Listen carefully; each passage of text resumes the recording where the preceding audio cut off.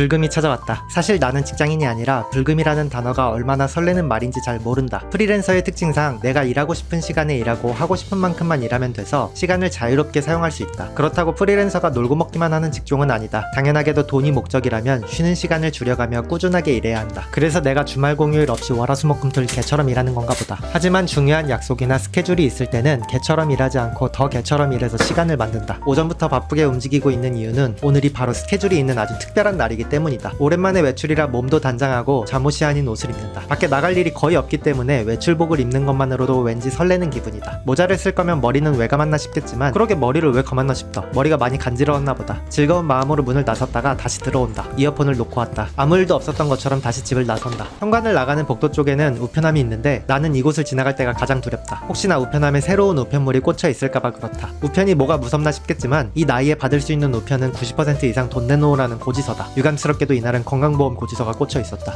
오랜만에 나온 집 밖은 싱그러운 여름 느낌이 물씬 느껴졌다. 다행히 아직은 엄청 덥거나 습하지 않아서 기분이 좋았다. 버스를 타고 20분 정도 가서 오늘의 목적지에 도착했다.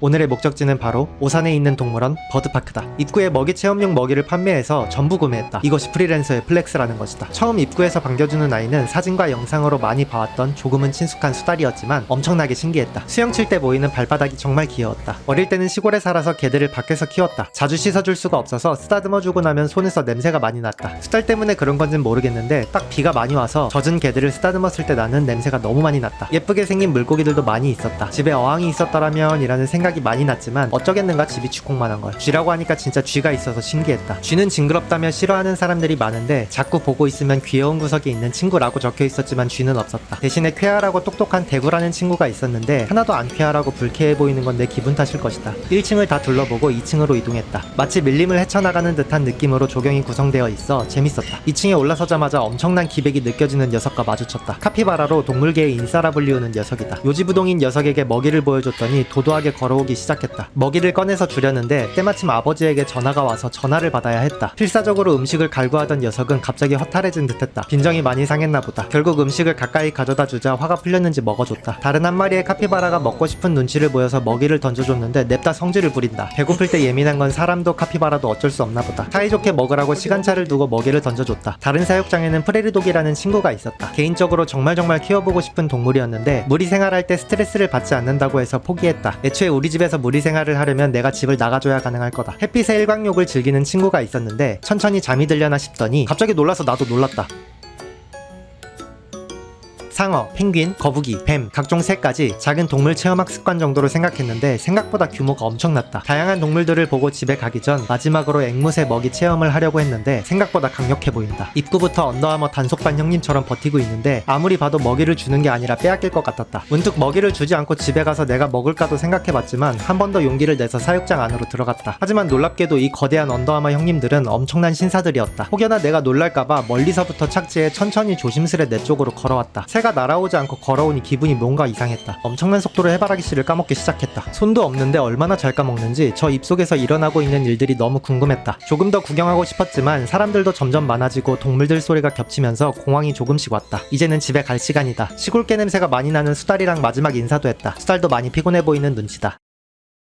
집 가는 길에 배가 너무 고파서 생각해보니 일어나서 아직 아무것도 먹지 않았다. 동물 친구들 먹이가 자꾸 탐났던 이유가 여기에 있었다. 집에 들어가기 전 식료품 마트에 들러 쌈과 야채를 사가려는데 문을 열지 않았다. 안을 들여다보니 진열장도 빠져있는 게 폐업하려는 것 같다. 사장님과의 호감도를 착실하게 쌓아가고 있었는데 이렇게 가실 줄 몰랐다. 결국 편의점에서 마늘만 사서 집으로 들어왔다. 배가 너무 고파서 후다닥 손발만 씻고 바로 밥을 준비한다. 밥을 지으려고 쌀통을 열었는데 쌀이 없다. 저번에 쌀을 주문한다고 해놓고 까먹은 것이다. 앵무새에게 준 해바라기 씨가 눈앞에 아른거렸지만 우선은 남은 쌀을 최대한 털어본다. 부족한 양은 잡곡을 때려 넣어서 어떻게든 양을 불려본다. 잡곡을 씻고 밥을 짓는 동안 무슨 반찬이랑 먹을까 싶어서 냉장고를 열어봤는데 가뭄이다. 먹을 게 없다. 결국 금고에 손을 대야 할 것 같다. 찻잔 꼭대기에 위치한 우리 집 최대 보물 스팟이다. 사실 혼자 살기 전에 명절에 스팸이나 참치를 받으면 별 감흥이 없었다. 하지만 혼자 살고 난 후 참치와 스팸 선물은 마치 명품 한우를 선물 받은 것 마냥 기쁘기 그지없다. 막상 마트나 편의점에서 스팸이나 참치를 사 먹으려고 하면 세상이 이렇게 비싸고 귀한 음식인지 다시 한번 깨닫게 된다. 오늘 오늘은 매우 위급한 상황이기 때문에 마지막 남은 귀하디 귀한 스팸님을 먹기로 한다. 나는 스팸을 먹을 때 얇게 써는 것보다 깍둑 썰기해서 구워 먹는 걸 좋아한다. 큐브 형식으로 잘라서 구우면 안에 육즙을 머금고 있어 겉바속촉으로 스팸을 즐길 수 있다. 마늘은 대충 손질해서 통으로 구워버린다. 반찬이 너무 없어서 김도 잘라줬다. 배가 너무 고픈 상태여서 허겁지겁 먹기 시작했다. 마늘이 오래됐는지 살짝 쿰쿰한 냄새가 났는데 그냥 먹었다. 하나 남은 귀한 스팸을 흰쌀밥이 아닌 잡곡밥에 먹어야 한다는 건 조금 슬펐다. 나는 평소 텀블러에 물을 담아놓고 수시로 물을 마신다. 건강을 위해서 하는 행동은 아니지만 참 좋은 습관 중에 하나인 것 같다. 다만 물을 많이 마시다 보니 정수기가 없는 집에서 물을 감당하기가 쉽지 않다. 거의 뭐 물 먹는 하마다. 처음에는 마트에서 생수를 사다 마셨는데 가격은 둘째치고 매번 사러 가기 무거워서 포기했다. 그래서 나는 물을 끓여 먹기로 했다. 아니 요즘 같은 세상에 배달시키면 될 걸 뭐하러 끓여 먹냐고 하겠지만 그 생각을 못했다. 이미 콩차를 너무 많이 사버려서 그냥 끓여 마시기로 했다. 텀블러에 든 물을 다 마셔서 냉장고에 시원하게 둔 주전자물을 따르려는데 물이 다 떨어졌다. 물을 끓여 마시는 건 어렵지 않다. 주전자를 씻어주고 수돗물을 가득 채운 후에 끓여주면 된다. 물이 끓기 시작하면 불을 끄고 준비한 각종 찻잎을 넣어주면 끝이다. 주의해야 할 점은 물 대신 마실 수 있는 차 종류가 한정적이라는 것이다. 내가 좋아한다고 아무 차나 넣어서 마시다간 수분 보충보다 이뇨작용이 더 커져서 탈수가 올 수도 있다. 밥을 다 먹고 났는데도 아직 배가 안 차서 핫케이크를 만든다. 요즘에는 가루믹스 제품이 잘 나와서 특별한 요리 실력이 없어도 누구나 간편하게 핫케이크를 만들 수 있다. 핫케이크 가루에 계란을 넣고 우유로 점도를 맞춰가며 반죽을 만들면 된다. 반죽이 완성되면 후라이팬에 구우면 되는데 후라이팬 홈 때문에 반죽이 무슨 바이러스 모양처럼 됐다. 처음에는 바로 잡아볼까 했지만 코로나 바이러스를 타파하자는 전 인류의 마음을 담아 이 핫케이크를 처리하기로 했다. 집에는 이 정도 크기의 케이크를 담을 수 있는 그릇이 없기 때문에 도마에 대충 올려 먹기로 한다. 고급스러운 메이플 시럽 같은 게 집에 있을 리는 없고 대충 꿀 발라서 맛있게 먹었다. 케이크를 먹으며 생각해봤는데 오늘 정말 엄청난 하루를 보낸 것 같다. 평소 집 밖에 잘 나가지도 않는 내가 처음 가보는 곳에서 세계 각지의 별별 동물들을 만나고 먹이까지 먹여주고 오다니 정말 엄청난 하루였다. 새로운 도전은 언제나 두려움과 설렘을 동반하는 것 같다. 무서움을 극복하지 않으면 새로운 발견도 없다. 집을 뛰쳐나와 잘 살고 있듯 남들이 비웃는 유튜버를 시작했듯 나아가는 길을 넘어지는 건 두려워하지 않아도 된다. 중요한 건 다시 일어나는 것이다. 이 영상이 새로운 시작을 망설이고 있는 여러분에게 조금이라도 도움이 되길 바란다.